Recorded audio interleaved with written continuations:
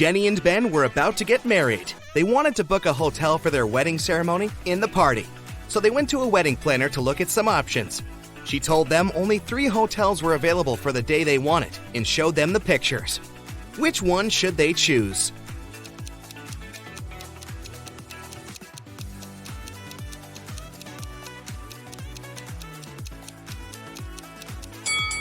Take a closer look at the 3rd floor windows of the first hotel. In the last window on the right, there's a creepy shadow of a monster that appears and disappears. 5 stars or not, no one would like to get married in a haunted place unless they're an Addams Family member. In the 3rd hotel, only has 2 stars. It probably doesn't have the facilities to host a wedding, so the best choice is the 2nd hotel. Great choice, the wedding planner said, and you're in luck because they actually have a great discount offer. If you can answer this riddle correctly, you won't have to pay for the ballroom rental. Here it is. Those who have it, do not say it. Those who take it, do not know it. Those who know it, do not want it. What is it? Do you know the answer?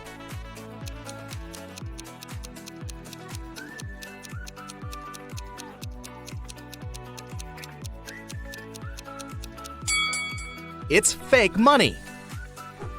The next day, Ben and Jenny went to the hotel to pick the best ballroom for their party. The hotel manager took them to 3 different rooms where they could host everything, from the ceremony itself to the dinner and after party. Which one should they pick?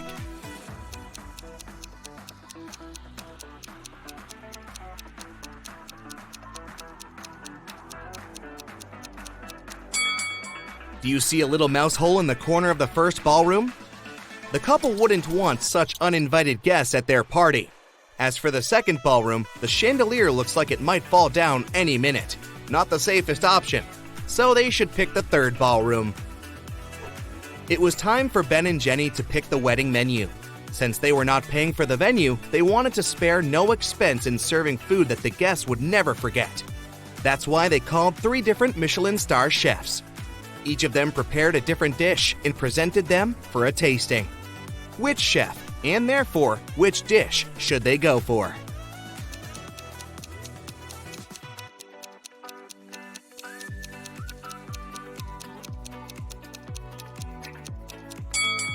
Even though the dish the 2nd chef made looks perfectly fine, do you see a rat's tail hanging from his chef's hat?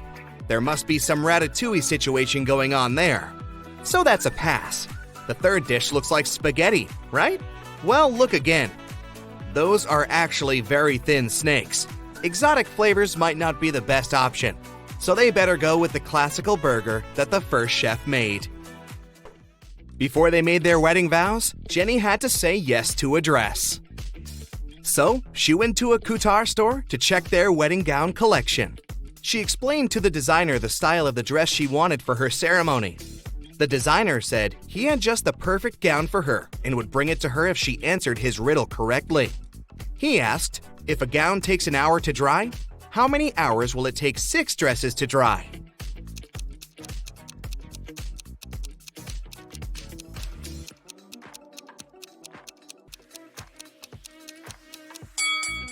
It'll still take 1 hour because they'll all dry at the same time.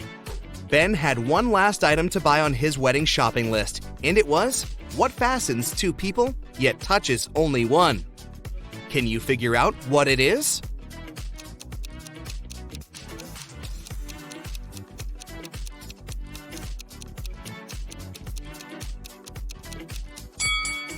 It's a wedding ring, of course. Ben headed to a jewelry store to get something blue for his bride. The store owner showed him 3 different wedding rings with blue gemstones. Which one should he buy?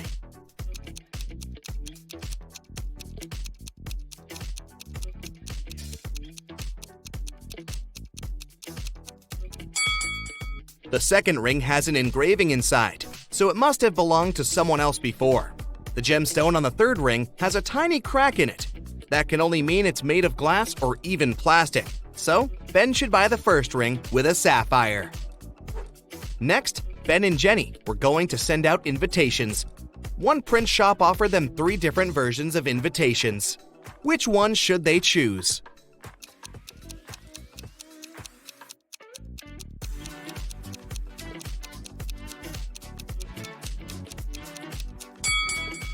Do you remember the name of the hotel they booked? It was Sunrise Lodge, but the first invitation says Sunset Lodge. So this one won't do. And on the third invitation, their names are printed as Benny and Jen. That's not our couple, so they should choose the second invitation. Before the wedding, 3 of their friends paid them a visit. One of them brought a painting as a wedding gift, but all 3 claimed that they were the artist who had created it. 2 of them must be lying. Can you figure out who the actual artist is?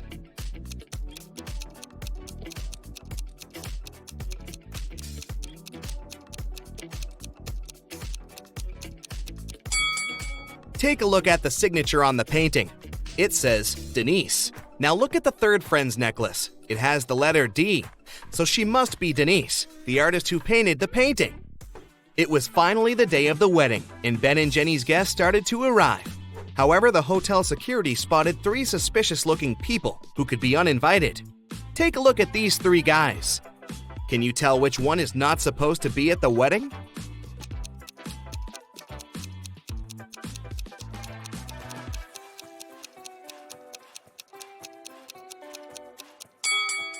Do you see the hotel wristbands that say Ben and Jenny, that the second and the third guys are wearing? That can only mean they are actually invited. So it's the first guy who's crushing the wedding. Sorry, dude, no free drinks for you. After the vows were exchanged, it was time to party. As Ben and Jenny were dancing, someone spilled their drink on Jenny's dress, but no one saw who it was. Jenny spotted 3 people who could have done it. Take a look at them. Can you tell who ruined her dress?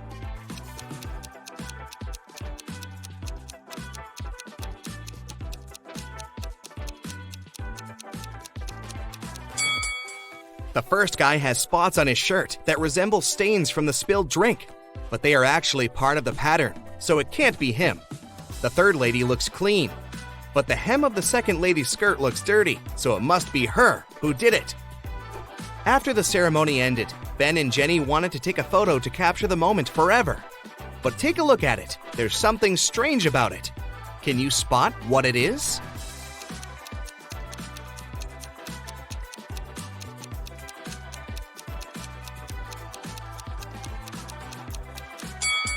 Can you see a woman hiding behind the trees watching them?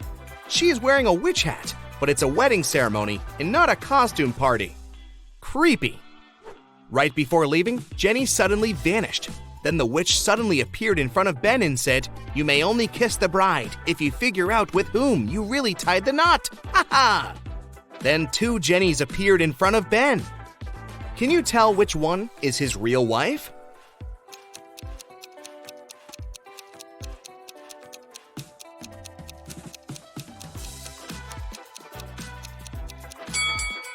Remember the wedding photo? The Jenny on the left is the real one because her tattoo is on the same side as in the photo.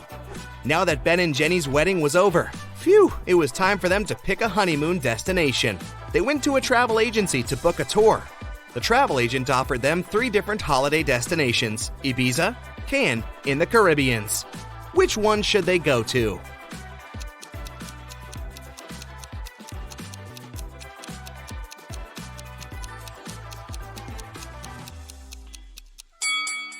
Have you noticed the weather forecast on TV in the office? It states that the weather in Ibiza is going to be windy in the upcoming days, and in Cannes, it's going to be rainy. So they should pick the Caribbean and enjoy the sun. The travel agent said she could upgrade their plane tickets to business class for free. It would be her wedding gift to them. But they had to crack this riddle. What can travel around the world while staying in a corner?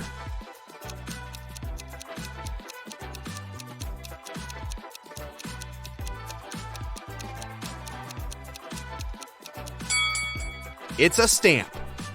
Stuart works as a teacher in an old British magic school, which is located in a beautiful castle. Early in the morning, he's walking down the corridor.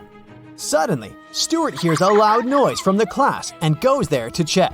He sees 3 students raising their wands. One of them is a fake wizard. Can you guess who?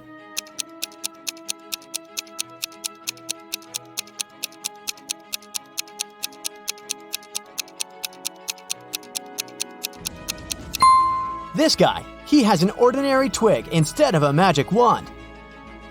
Stuart settles down the quarrel and goes to the dining hall. He chooses one of these 4 breakfast sets. But Stuart doesn't eat any meat or fish. Also, he's allergic to all the purple fruits and berries. Can you help him choose the safest option?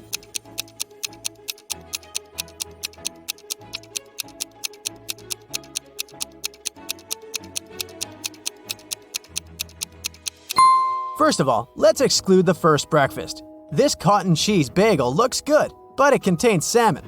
The second set has toast with blueberry jam, which may cause an allergic reaction. As for the fourth option, fried bacon is hiding under this cute waffle. So, Stuart should choose the third option. Although it contains some purple cabbage, nobody said that he's allergic to purple vegetables too. The cook offers Stuart a deal. If you guess my riddle, you'll get a double dessert. Stuart agrees. Here's the riddle. What melts in a freezer?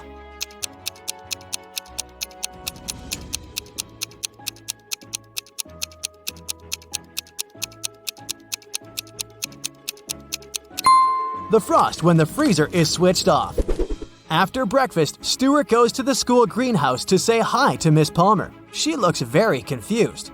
In the morning, 3 evil wizards opened a magical portal and snuck into the greenhouse. They took the shape of my plants, and now I don't know where they are.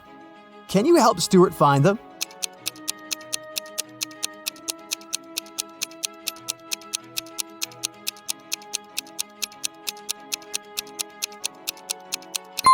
Take a look at this cactus. It has no root. It just floats in the air without a pot.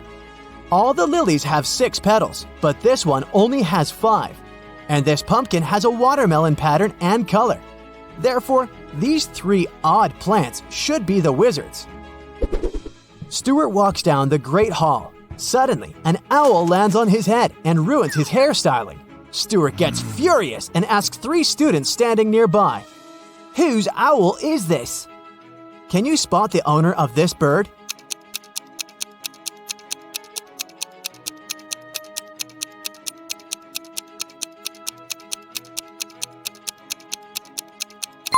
It's this guy. He has the same colored accessory as his owl.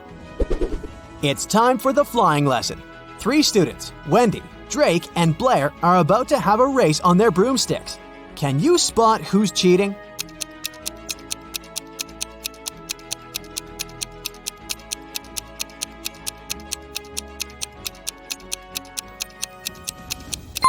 Blair is casting a spell on her broomstick to make it go faster.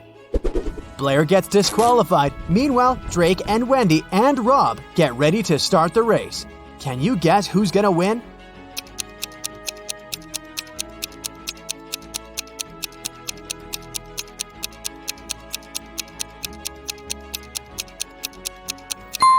Drake has a broken broom, and Rob's position is wrong.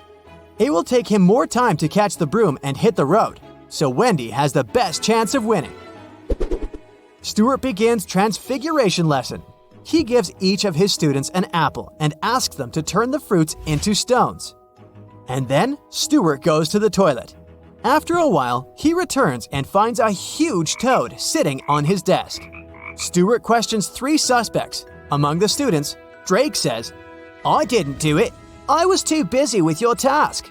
Luckily, I made it." Bella says, It was Magnus. I saw him catching a toad in the pond last night. and Magnus says, It was Drake. He wanted to distract you because he didn't do his homework. who's lying?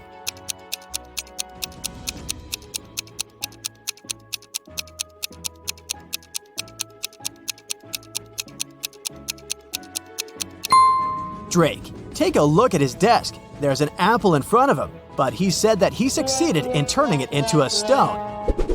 Stuart is riding a broom in the garden during his lunch break. Suddenly, someone throws a purple paint tube on his head. Stuart loses balance and falls. He finds 3 suspects and interrogates them. Billy says, I was just sitting under this ancient oak and doing my homework. Bella says, I was painting Billy's portrait. At some point, I noticed that my purple paint was missing. We both were here all the time. and Lily says, I was just flying on my broom. I didn't even see any paint, sir. who pranked Stuart?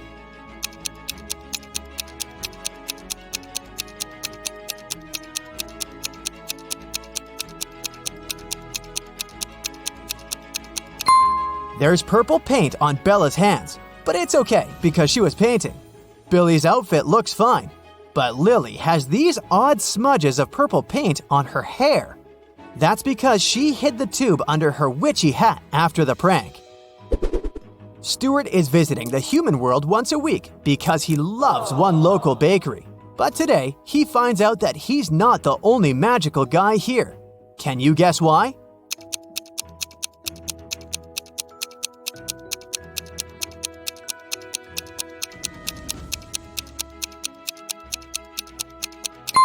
Take a look at this pretty lady. She looks young, but her reflection in the mirror shows she's an old witchy lady. Every winter, a fancy ball takes place at the magic school.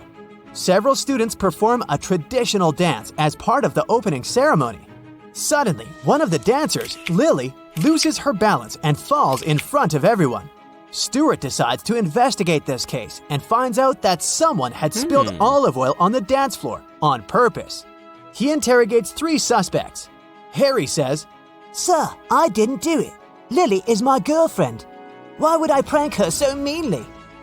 Richard says, Lily totally deserved that. She refused to go to the ball with me. I don't know who did it, but I'm grateful to this person. And Bella says, Before the performance, I was taking selfies with my boyfriend. Look at the pictures, if you don't believe me. Now Stuart knows exactly who's guilty. What about you?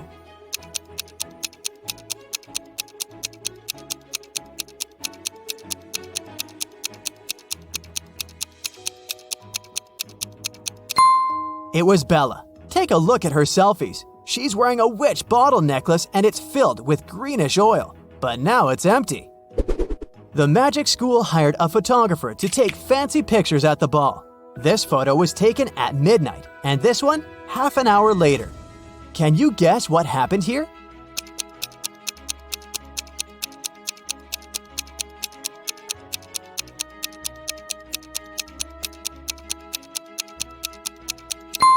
This wizard didn't push her. He was actually trying to save her by raising his hands and casting a spell. And he succeeded, as we can see from the second picture. The winter ball is over. Stuart throws an after party for teachers at his apartment. Everything goes well, but the next day, Stuart finds out that someone had stolen the rarest and most expensive spell book from his secret library. Stuart has never told anyone about this room, but the lock isn't broken, which means that the thief knew a special spell to open the door. Only 4 guests possess this level of magic: Ambrose, Morgana, Rosamond, and Richard. Stuart rushes to the teacher's room. He questions all the suspects. Each teacher claims to have nothing to do with the robbery. Can you guess who's the thief?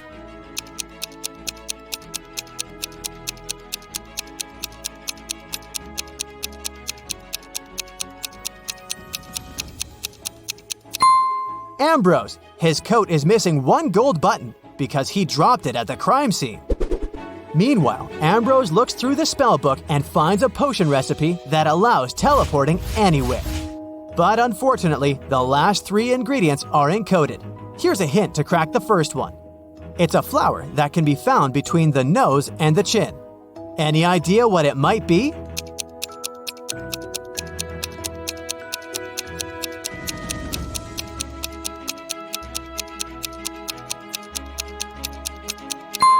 Tulips.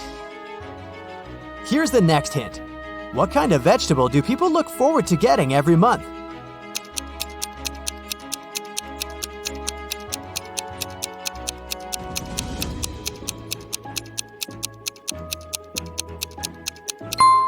Celery. And this clue will lead you to the final ingredient. What kind of room can you eat?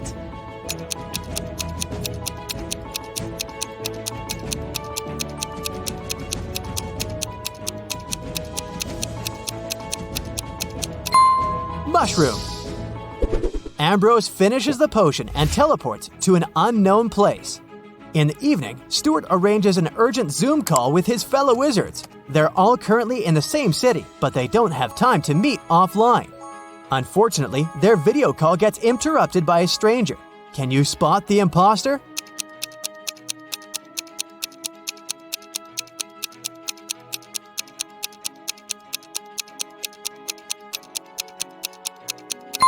All the wizards live in the same city, which means they're in the same time zone. The call takes place in the evening. It should be dark outside, but this guy is in the middle of a sunny day. Therefore, he's the imposter. Stuart goes to the magic market to buy special ingredients for a potion that will help him find the stolen book. 1 violet costs 10 bronze coins, and the price for 1 lily is 15 coins. Can you calculate the price of this 1 star flower?